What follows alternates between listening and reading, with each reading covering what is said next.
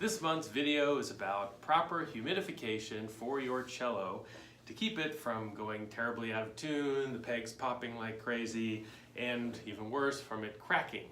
It's important to try to keep the air around your cello as close to 40% as you can get.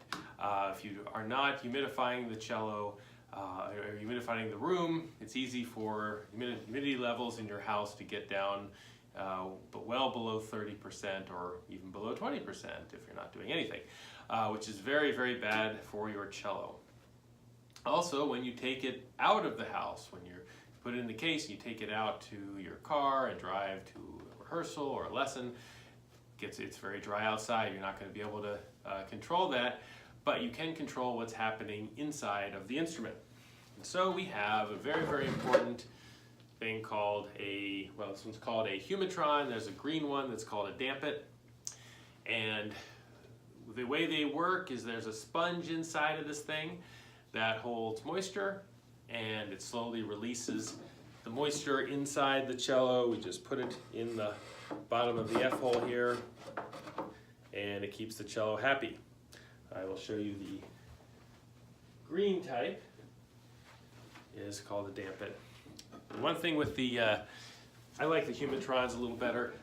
The dampits have this black washer that when you buy it, you have to, it's just in the bag, and you have to feed it through this washer, and people usually don't know that and they throw it away. And if you don't have the washer on there, it'll fall into the cello, and it's really, really, really hard to get it out again when that happens. But on to humidification. What you do, it's very easy. Easiest way to do that, you take your bone dry dampit or humitron, just keep a jug of water right where you keep your cello, give it a little dunk. This is a very difficult technique to master, it takes a lot of daily practice. And you take a rag and you dry it off, give it a little squeeze so you don't want the water to drip in your cello, so it's just to be damp. It shouldn't be sopping wet. And then put it in there. Done.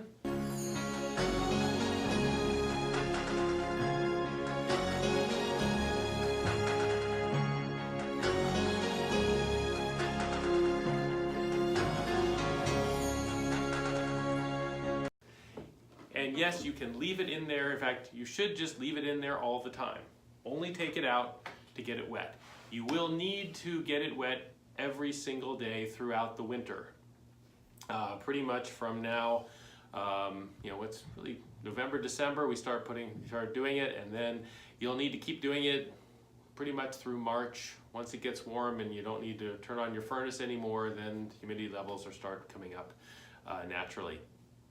So protect your cello, and if you're doing this, hopefully your cello will stay in tune now.